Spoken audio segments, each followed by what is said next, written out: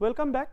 We were discussing about pattern directed dewetting, or how to align the spontaneous instability structures arising out of dewetting of a polymer thin film.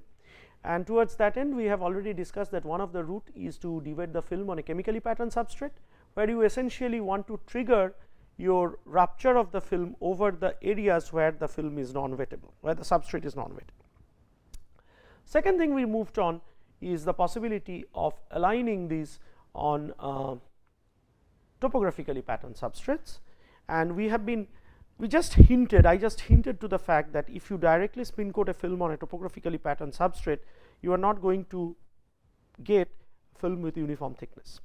Therefore, initial experiments that were aimed at aligning dewetting structures on a topographically patterned substrate, the samples were prepared very carefully by transferring them, and even then we just discussed that depending on how you pick up your sample during the transfer process, you might have a focal adhesion where the film in fact touches only the raised protrusions of the substrate and hangs freely over the other areas, or a conformal adhesion.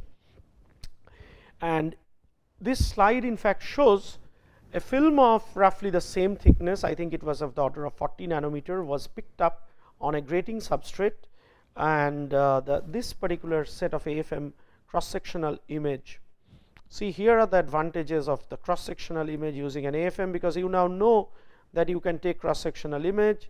So, here you see, by looking at the cross sectional image, you now know that in this particular case the the heading is wrong. This particular case this is right, here the heading is missing, in fact it's here, sorry, everything is right, I am sorry. So, here you can see that here the initial configuration of the film is in conformal adhesion.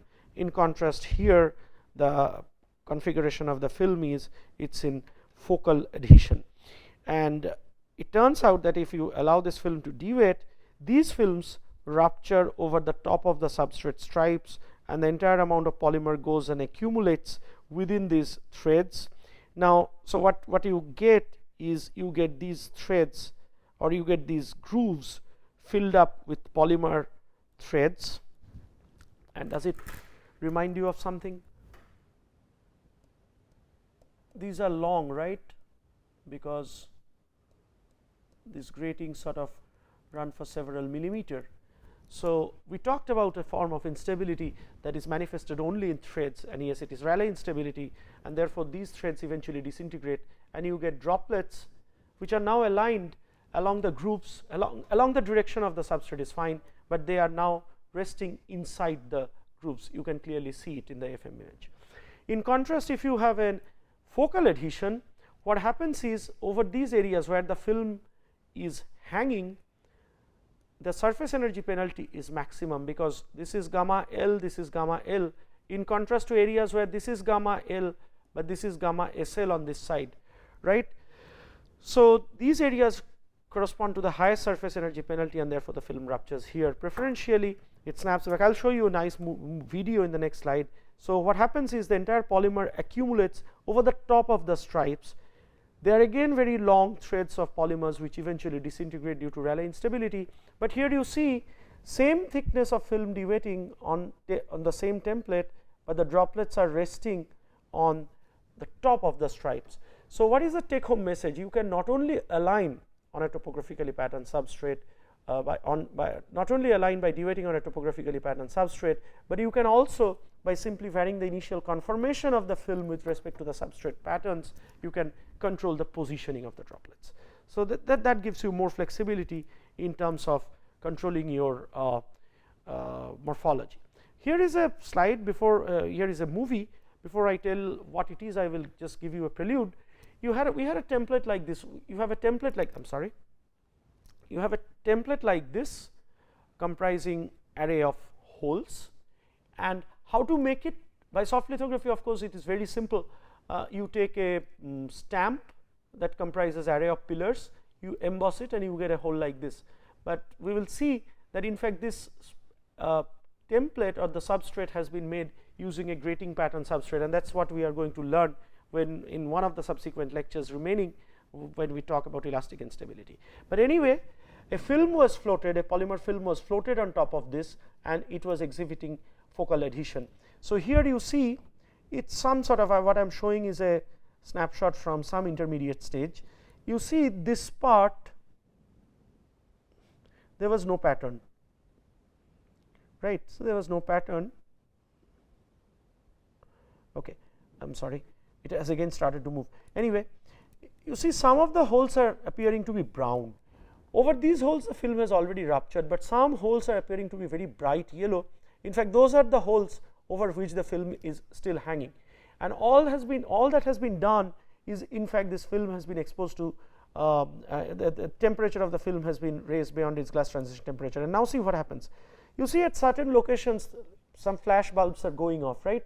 You can see some of them are going off right here, and see some places they are going off, and those are the areas over which the film that was hanging over these holes are rupturing, and rupturing rather explosively. They are rupturing there because the surface energy penalty is maximum there. Now, I will repeat the movie again. You see, you can clearly see that some of the brighter holes, they are changing color, and in fact, what it represents is this: whenever the hole was bright, the film was hanging initially, and then when you anneal, sort of rather explosively rupture over these areas.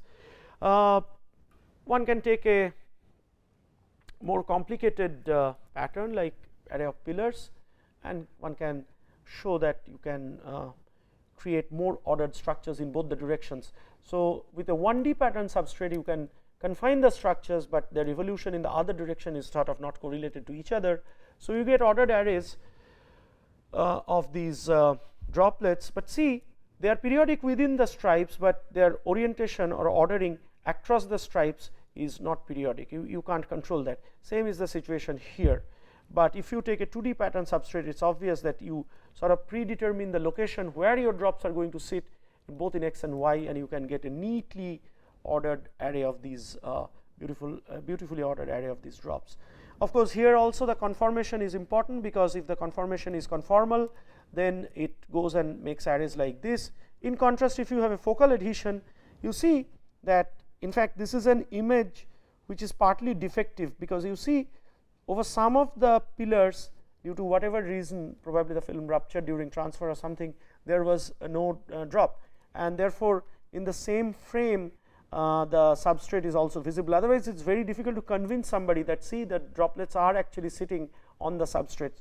But now if you look into the FM image carefully, you can see the substrates which are devoid of the droplets, and some of them appear to be very bright because a dewetted polymer drop sits on top of them. So, this is in fact a very fascinating way of not only ordering your instability structures or the dewetted structures, but also position them.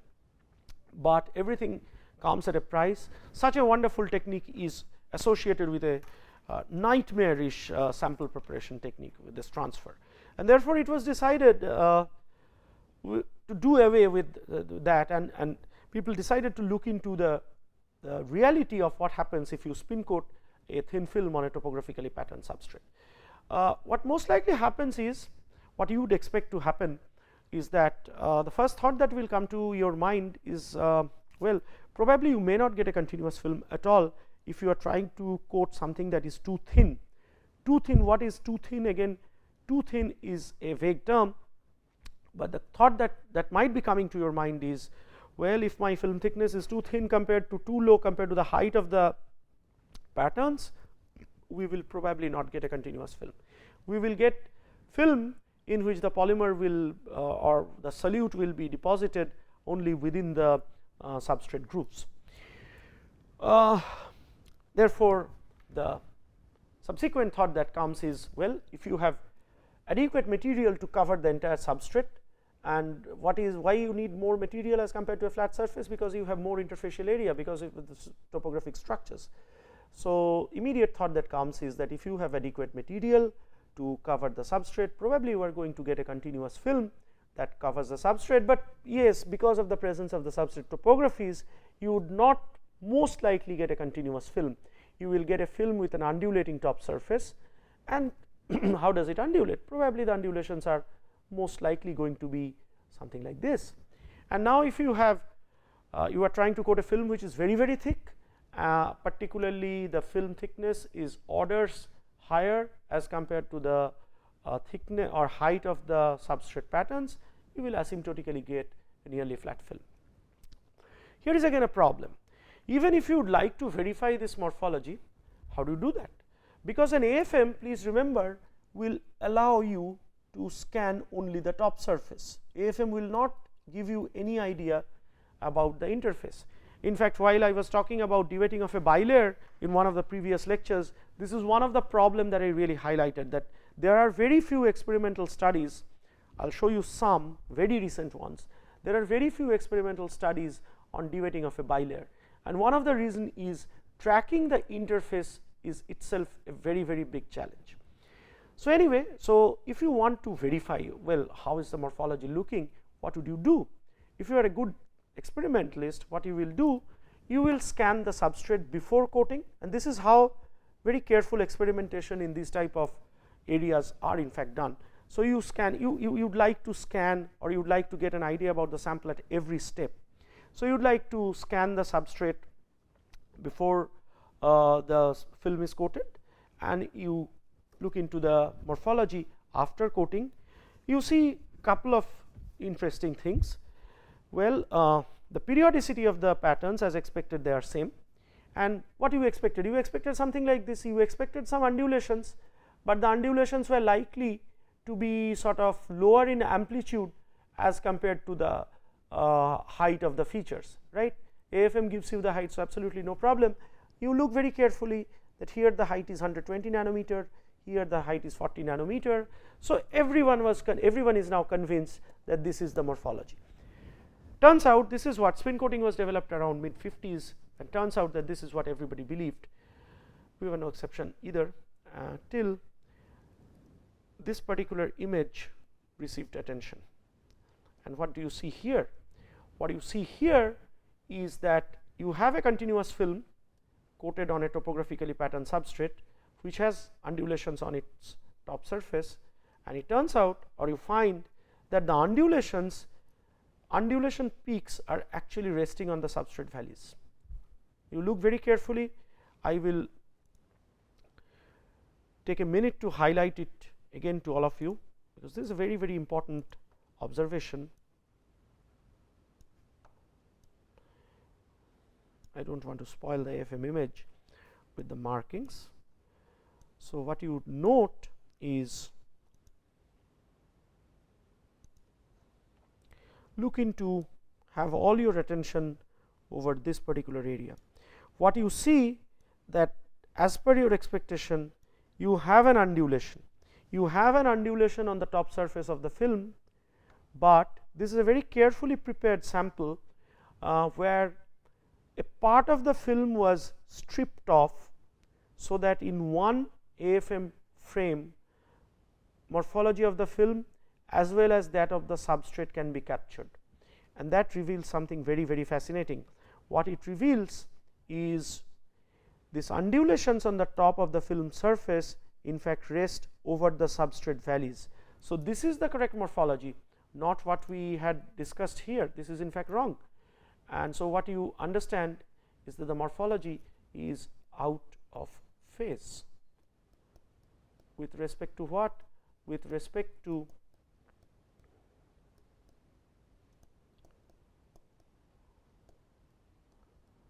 substrate patterns. So is it always the case? And more examination in fact revealed that that is not the case. You in fact get perfectly in phase structures as per your expectation. But what is in fact the critical thing then? The critical thing is a very interesting thing. In fact, please do not also term the substrate to be hydrophobic or hydrophilic, because you do not have water in the system. It turns out the initial wettability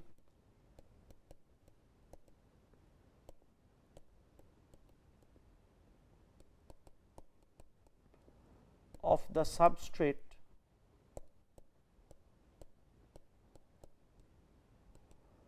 by the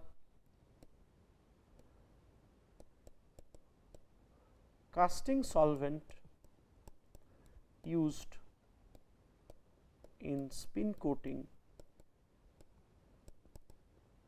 is the key that determines whether the structures are going to be in phase or out of phase. In fact, such an important topic, only realized in 2012. So, once you understand that, and the mechanism, in fact, when you look into the mechanism, in fact, it becomes very, very clear that something people have missed out because the samples were not properly investigated. Well, if the contact angle, and it is what is the critical value of this so called wetting and not wetting? It is not even 90°. So, it turns out that if the contact angle of the solvent, casting solvent, is of the order of 30-35°, then you essentially head for a out of phase structure. So, equilibrium contact angle between the solvent used during spin coating and the substrate. This is the critical thing that determines whether a continuous film on a topographically patterned substrate is going to be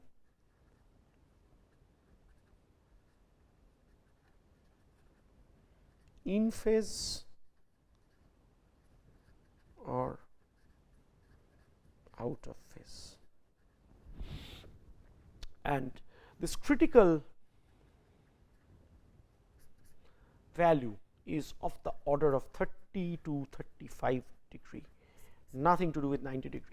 So, what happens is if the contact angle is of the order of 30° or something like that, you see that the meniscus that your liquid makes with the substrate is something like this, and once you agree to that, in fact, it is very clear that you are going to get a structure that is out of phase. I will not go into the details of the mechanism, that is a bit too demanding, but it is there in the PPT, so you can have a look into it carefully. What turns out that, of course, you get a continuous film, you analyze that, and before a critical thickness is at or below a critical. So, I will put it like this, that on a topographically patterned substrate. So, this is one of the issues, what is the configuration of the film on the topographically patterned substrate, but the other issue is when do you actually start getting a continuous film? That is essentially the first concern that was raised. This was not exactly a concern, this was sort of, it came out as an offshoot that there can be variation in the configuration of the film, but this is in fact the first concern. So, when does this transition take place? And careful experiments in fact reveal that there is a critical concentration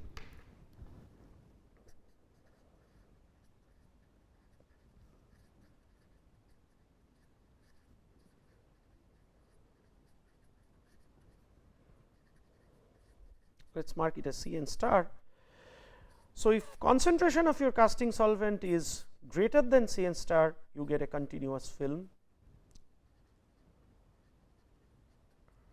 However, if your Cn is less than Cn star, you do not get a continuous film. Fair enough, that is something we were all expecting, but there is more to the story. So, what did we expect? What we expected is, if the film is not continuous, you will have the material somewhere into the substrate, and how would it look like? If probably we all expected that it would be something like this, threads, good enough, but turns out that if you go on reducing the concentration of the solution, you do not get threads, you in fact start getting droplets straight away. And then if you look carefully, it turns out that it is logical, because if you have these threads which are very low in polymer concentration, they in fact break down due to Rayleigh instability and result in these droplets. But when does this even for example, so if you want to look carefully that during spin coating itself,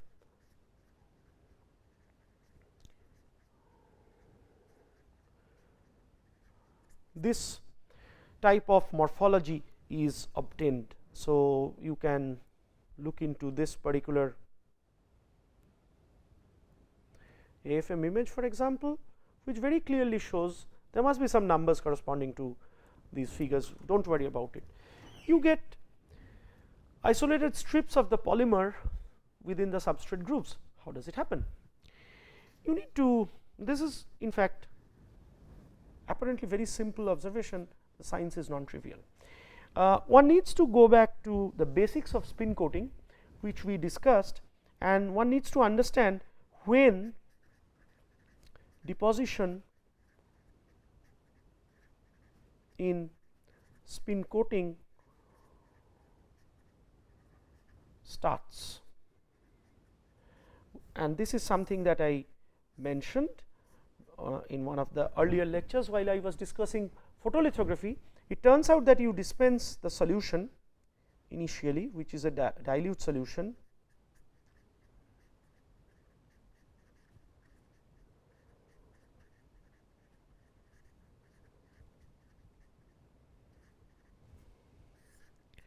and then you rotate it, and then irrespective of how whatever is the equilibrium contact angle between this solution and the substrate, it starts to rotate and the solution layer spreads.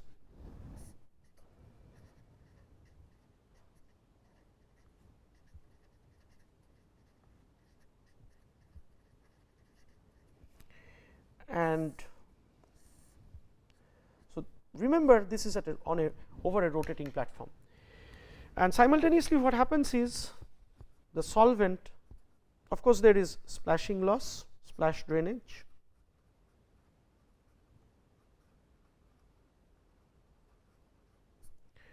but once the splash drainage is over, whatever is the remaining amount of solution, which can be in fact 5 to 10% of the amount of initial solution you dispensed. That is why people typically term photolithography as a very people typically term spin coating as a very wasteful technique, because significant amount of this solution goes away by splash drainage. But then once splash drainage is over, what happens is there is continuous evaporation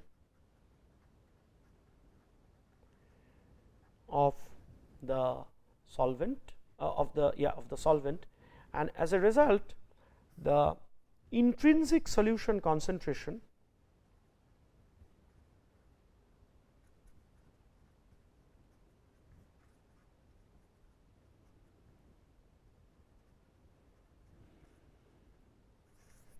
continuously goes up.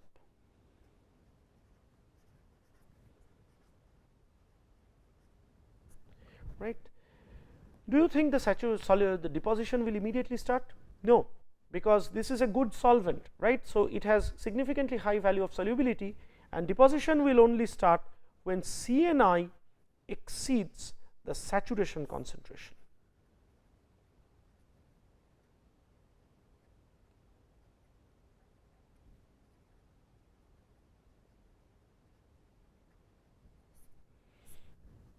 CNI exceeds the saturation concentration, and only then deposition will actually start.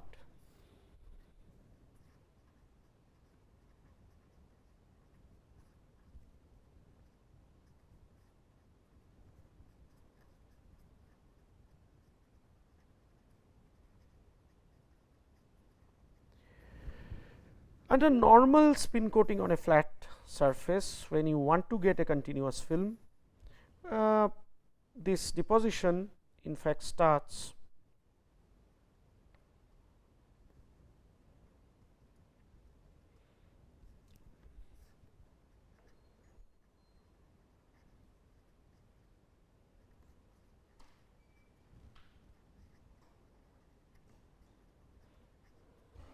what is normal? regular one, like you would like to get a continuous film, you do not want to do too many experiments and get discontinuous films like that and get fired by your boss. You want to have normal spin coating. What you choose your solution concentration in such a way that this deposition starts well before the solvent layer evaporates away fully.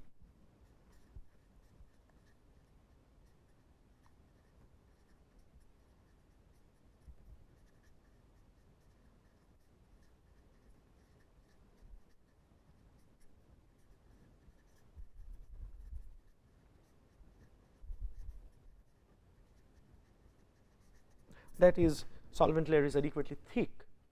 Why do you want that?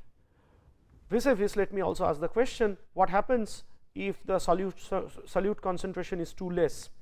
If the solute concentration is too less, CNI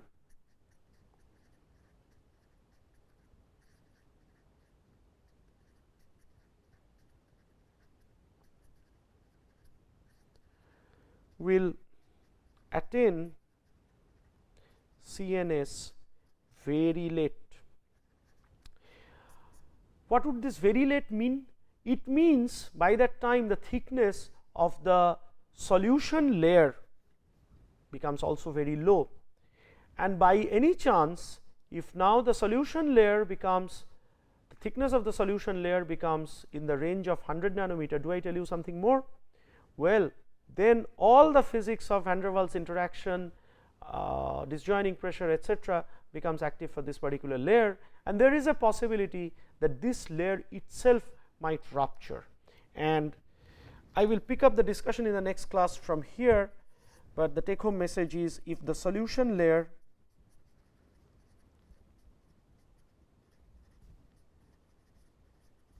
becomes too thin before CNI equals CNS, and this happens when Cn is very low, then there is a possibility of rupture of the solution layer during spinning or spin coating itself. Hope you understand it. I will pick up the next class from here. Thank you.